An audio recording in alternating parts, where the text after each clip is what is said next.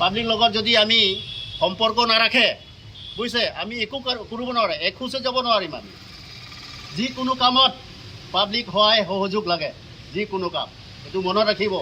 আমি ইউনিফৰ্ম পিন্ধিছে বোলে চবে আমাক ওপৰত চাব এইটো নহয় আমিয়ে এনেকুৱা সিহঁতক ওপৰত চাব লাগিব আমাক সিহঁতে ওপৰত নাচায় বুজিছেতো মানে আমি সৰু হৈ থাকিব লাগিব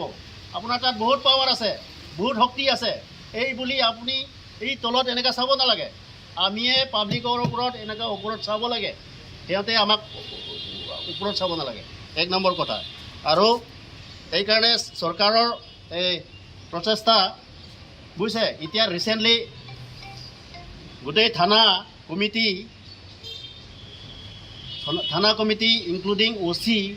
থানা চেয়াৰমেন নাগৰিক কমিটি CM ছাৰে যোৱা 2 সপ্তাহমান আগতে গুৱাহাটী কলাক্ষেত্ৰত এটা ডাঙৰকৈ মিটিং পতা হৈছে তাত নাগৰিক কমিটিয়ে কি কৰিব লাগে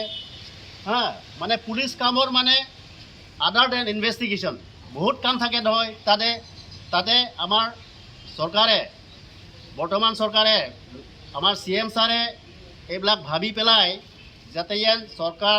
পুলিচ আৰু পাব্লিকে একেলগে কাম কৰিব লাগে বুলি এই প্ৰচেষ্টাটো লৈছে গতিকে অহাকালি 2 তাৰিখ প্ৰত্যেকটো থানা গোটেই অল অসমত এটা নাগৰিক কমিটি প্ৰথম হিচাপে পাতিব